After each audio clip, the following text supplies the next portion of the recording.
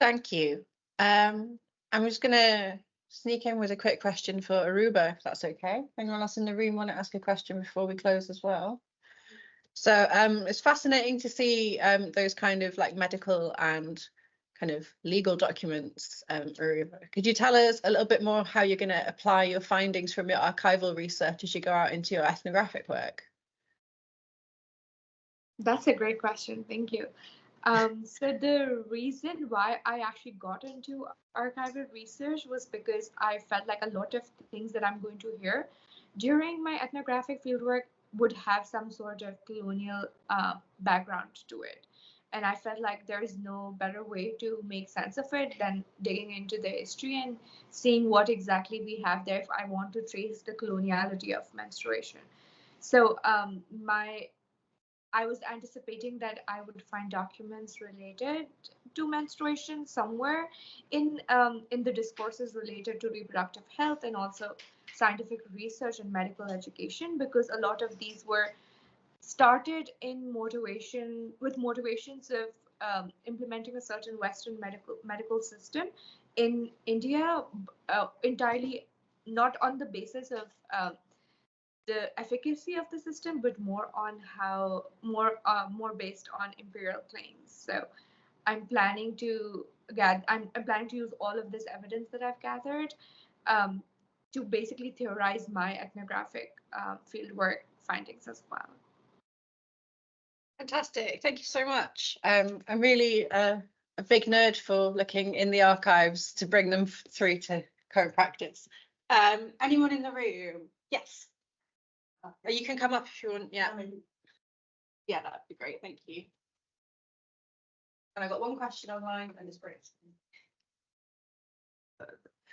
Just a brief question again, back related to the topic of menstrual taboo as a colonial project.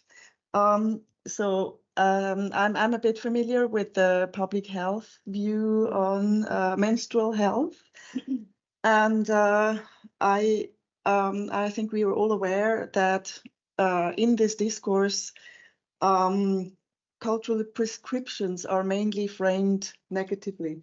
So it's framed as excluding women or restricting women from doing something. So based on my own experience also in rural African settings, very rural settings, I'd say that not having to cook for 2 days was a very welcome break in the daily routine for many women, for example. On the other hand, there is also research, of course, in maybe urban settings where the situation is very difficult for women when they menstruate. Now, I wonder, what would you say to menstrual health activists in low-income settings who have the tendency to frame all cultural prescriptions negatively as excluding? How can we basically find a way to negotiate local practices in a constructive way and not again imposing a specific a very Western worldview on these settings? It's maybe a question to Marie-Simone. She can, yeah, if you don't mind. Then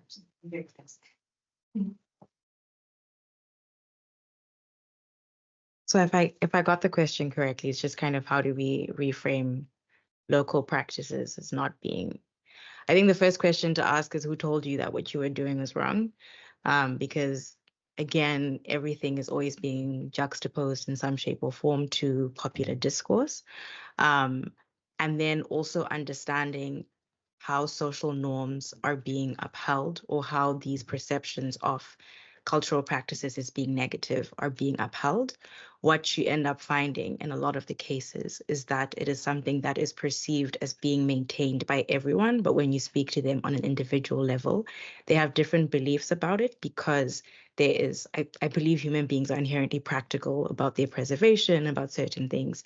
And so I think sometimes it's just a matter of breaking that kind of almost perceived barrier that exists above people when they think about their local practices and all of that stuff, because 3/4 of the time, the upholding of local practices as being negative is seen as something that is a value add to you being kind of accepted in your community or all of that stuff. And so sometimes it's just a matter of having maybe that one person who can say, actually, I think it's not necessarily a terrible thing, or from my experience or from my understanding of like an oral tradition that was shared with me, this is how it is. And you find that a lot of the dominoes start to fall because people then realize that there is no kind of group buy-in that is going to be that's going to add value to them as an individual if they agree with something being negative, and instead then you have the real conversation about the practicality of a lot of these things.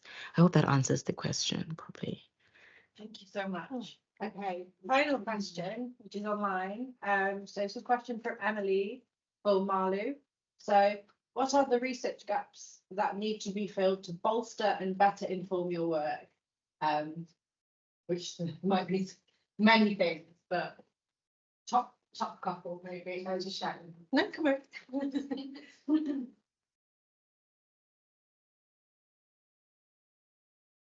Yeah, this is a world I'm trying to navigate because I'm from the activism, storytelling, community building, engagement background. So I think there's two kind of two-prong approach for this. One is the lived experience that was mentioned before as well, and then one is what can we back up with data. And I'm learning more and more about, we just had a conversation about how there actually is a lot of data there, but as long as it doesn't feed the current narrative that we're on, that this, cycle living is your female superpower, it's not being shared because it's being seen as a non-finding, because it's not really confirming what we, what maybe at this point we'd like to hear to confirm the fact that, there is an optimum time to all feel very confident and all feel very creative. So yes, my belief, and especially as I started the day today, was that there was no research to back any of this up. And I'm learning more and more about there's definitely research, but we need to kind of find a way to combine the lived experiences, which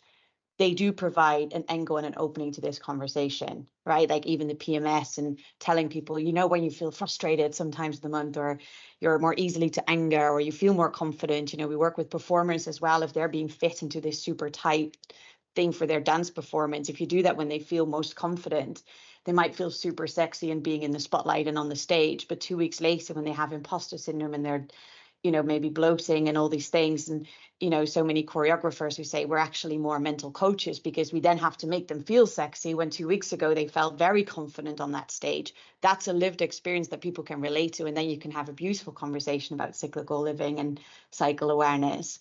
But how do we back that up with data and research that is supportive of that conversation, rather than one where we talk about female superpowers and the other kind of narrative? Hope that helps. Yeah, and happy to chat offline, Emily. Wonderful. Thank you so much. Thank you to our brilliant speakers in the room and in the virtual room, and to everybody that's joined for this session. We're now going into a 15-minute break. 13 minutes by now, very sorry. And then the last set of roundtables will start at 3:45. And then we're on to performances and reception. So we're nearly there, guys. Okay, thank you.